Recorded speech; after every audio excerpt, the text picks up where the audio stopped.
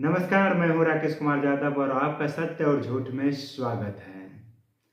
आज का विषय कई मायने में इम्पोर्टेंट है और बहुत सारा ऐसा विषय है जो मैं आपके साथ विश्लेषण कर सकते हैं, लेकिन मैं कुछ खास जो इम्पोर्टेंट है उसके ऊपर आपके साथ बातें करेंगे। तो आज का जो विश्लेषण होगा वो होगा अंतर्राष्ट्रीय लेवल पर। आप सब ने देखा होगा, सुने होंगे कि यूरोपीय संघ का जो अध्यक्ष थे वो भारत के दौरे पर 2 दिवसीय दौरे पे थे और उसका मायने कई प्रकार का था, जिसमें कि अमेरिका का लेकर मुख्य उद्देश्य थे। अमेरिका पूरी दुनिया में एक अलग अलग प्रकार की जो नया राष्ट्रपति वहाँ चुनाव होकर आए थे, तो उनकी विचार एक अलग प्रकार की पूरी दुनिया में जा रही थी। वो अलग अलग प्रकार के अपने पॉलिसी को इम्प्लीमेंट कर रहे थे, अलग अलग प्रकार की नीति को निर्माण कर रहे थे। तो उन्हीं को लेकर पूरी दुनिया एक अलग प्रकार के असमंजस में है और उसमें पश्चिमी दुनिया भी एक अलग प्रकार की विचार को लेकर भारत के और पूरी दुनिया को एकजुट एक संघ में आने की सोच विचार कर रहे हैं। उसी को ध्यान में रखकर यूरोपीय संघ का जो अध्यक्ष थी वो भारत के दौरे पर आए हैं। उर्सुला वॉन डेर लियेन भारत के 2 दिवसीय दौरे पर थे और उन्होंने कई मुख्य मुद्दे के ऊपर बातें की और सहमति भी स्पष्ट हुआ। वो अपने साथ 22 ऐसे कमिश्नर को लाए थे जो आज से पहले कभी ऐसा नहीं हुआ था। ये कई मायने में इम्पोर्टेंट महत्वपूर्ण रखता है। और सबसे पहले मैं आपको बता देना चाहता हूँ कि EU जो था वो एक संघ है। सब मिलकर जो यूरोपीय हैं वो उसमें जो देश आते हैं महाद्वीप में, लगभग 27 देश मिलकर UE का निर्माण करता है और उसका अध्यक्ष सारे देश मिलकर एक अध्यक्ष का चुनाव करते हैं और प्रत्येक देश से एक एक जो आयोग होते हैं उसे कमिश्नर या आयोग बोलते हैं।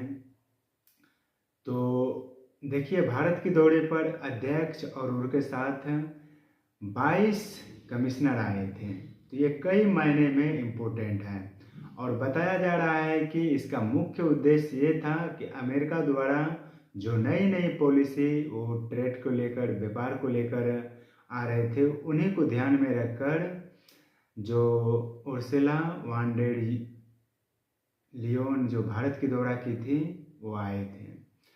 तो सबसे बड़ी बात यह है कि अमेरिका को आप जानते हैं और जब नई सरकार वहाँ आते हैं डोनाल्ड ट्रंप, तो नई नई पॉलिसी को अलग तरह से रिप्रेजेंट करते हैं। आपको याद होगा जब उन 2016 में आए थे राष्ट्रपति के रूप में, तो उनका फर्स्ट स्टेटमेंट था कि अमेरिका अमेरिकन के लिए है।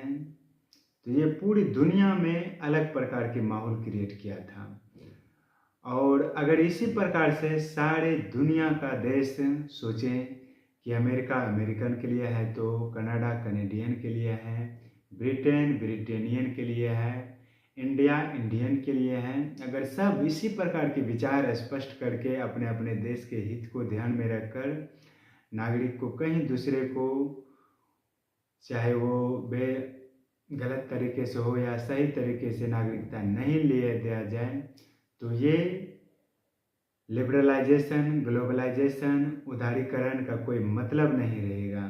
जो आज पूरी दुनिया एक कांटेक्ट में है, एक साथ जुड़ी हुई है, एक साथ जुड़ा महसूस करता है, इसका कोई अर्थ नहीं रह जाएगा। ये एक प्रकार के अर्थहीन हो जाएंगे। पूरी दुनिया कट छट सा जाएगा, पूरी दुनिया अलग थलग हो जाएगा। अमेरिका में क्या हो रहा है, अमेरिका खुद अपनी जीविकोपार्जन खुद करेंगे, सारी दुनिया अलग थलग हो जाएगा।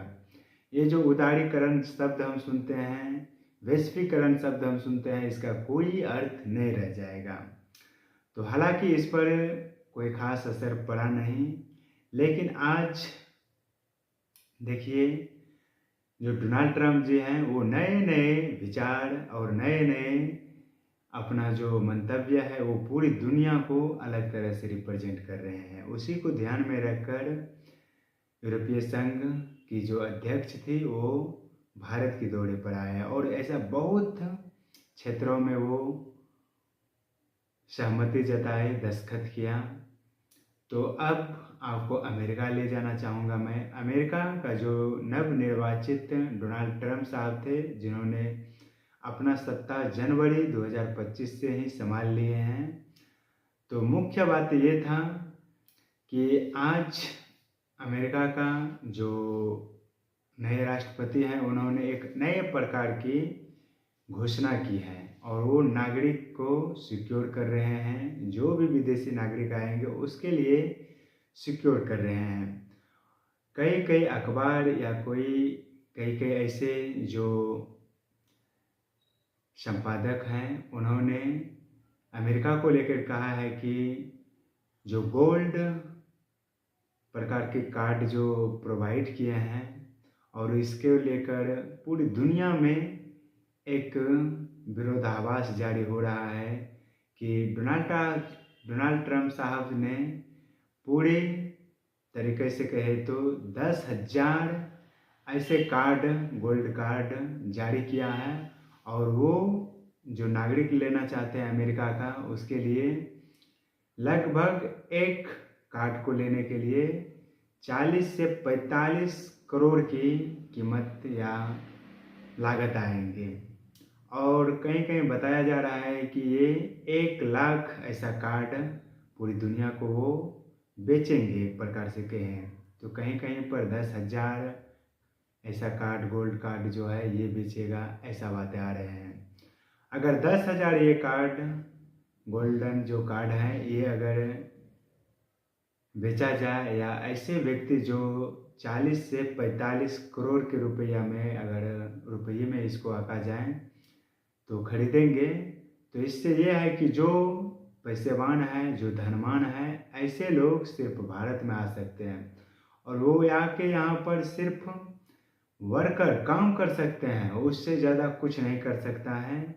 ये लोग यहाँ रह सकता है, काम कर सकता है। तो उसके लिए 40 से लेके 45 करोड़ का लागत आएंगे और ये 10,000 ऐसा कार्ड अगर ये वितरण करता है, उसको अगर रुपये में आका जाए तो वो 450 लाख करोड़ रुपया का डाटा प्रोवाइड कराएंगे। तो ये 450 करोड़ लाख करोड़ रुपया एक बहुत बड़ी मोटी रकम है।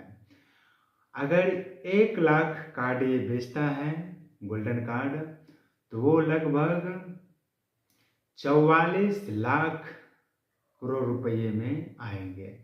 और वर्तमान में जो बताया जा रहा है कि अमेरिका के ऊपर कर्ज जो है वो 2300 लाख करोड़ रुपया है। आप समझ सकते हैं कि अमेरिका का जो जीडीपी है वो 2100 लाख करोड़ के आसपास है। उनके ऊपर कर्ज जो है वो 2300 लाख करोड़ के आर पार है। अगर वो 1 लाख ये जो गोल्डन कार्ड है इसको बेचेगा तो उसे ये 4,000 लाख करोड़ के रुपया का आसपास होगा। तो उसे कर्ज भी उससे उसकी समाप्त हो जाएगा और उसे एक मोटी रकम उससे प्राप्त होगा।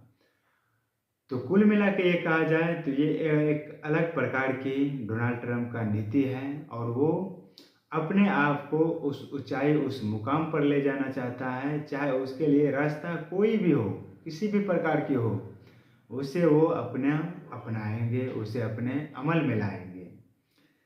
तो इन तमाम प्रकार की चीज़ों के लेकर पूरी दुनिया एक अलग प्रकार की है। लेकिन आज ये सोचने वाली बात है, ऐसा भी एक बार अमेरिका पहले कार्ड प्रोवाइड करा चुका है जिसका मिनिमम 10 लाख के रुपये के आसपास बजट आता था और ये पूरी दुनिया में इसकी उतना चर्चा नहीं हुआ और पूरी दुनिया का लोग इसे उतना अचीव नहीं करे। और उसी प्रकार से ये भी माना जा रहा है कि ये जो गोल्डन कार्ड है ये जो पूरी दुनिया में प्रोवाइड किया जा रहा है और इसका जो कीमत है, लगान है इसका 44-45 करोड़ के आसपास बताया जा रहा है। ये भी लगभग पूरी दुनिया में उतना इसकी खरीदारी या इतना इस माध्यम से नागरिकता प्राप्त नहीं करेगा। ये सुनने में तो बहुत सरल लगता है, लेकिन इतनी मोटी रकम लगा के शायद ही कोई जाना चाहेंगे। जिसे उंगली पर आप गिन सकते हैं वो ही वहाँ जाएंगे। तो अलग अलग तरह की जो पॉलिसी निकाल रहे हैं, इसके लेकर पूरी दुनिया असमंजस है। एक अलग प्रकार की चिंता में अमेरिका को लेकर पूरी दुनिया इस तरह अभी इस समय अपने आप को अस्थिर महसूस नहीं कर पा रहा है। तो उन्हीं को संतुलन में लाने के लिए अलग अलग देशों की सहयोग मदद करके एक अलग प्रकार की पॉलिसी का निर्माण कर रहे हैं।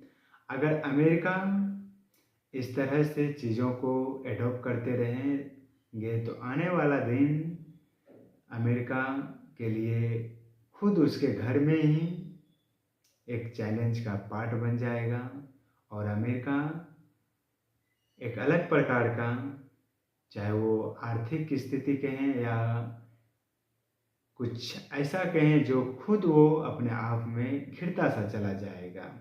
उसकी पॉलिसी, उसकी नीति तो बड़े सुनहरा लगते हैं, बहुत अच्छे लगते हैं, लेकिन पूरी दुनिया में ये एक नेगेटिव, एक नकारात्मक इम्पैक्ट डालता है, प्रभाव जाता है। इसको लेकर अमेरिका को सोचना चाहिए। तो बहरहाल आगे की जो भी पॉलिसी, जो भी इम्प्लीमेंट होगा, उसके ऊपर ध्यान रखा जाएगा। अमेरिका का जो पॉलिसी है वो क्या और कैसा मार्ग प्रशस्त कराते हैं, तो इस पर हम सबका ध्यान रहेगा। और जो भी आएगा मैसेज, जो भी सूचना होगा, आप सबों को प्रोवाइड किया जाएगा, आप सबों को सूचित किया जाएगा। तब तक के लिए आप अपना ध्यान रखें, अपना हेल्थ पर ध्यान रखें। नमस्कार।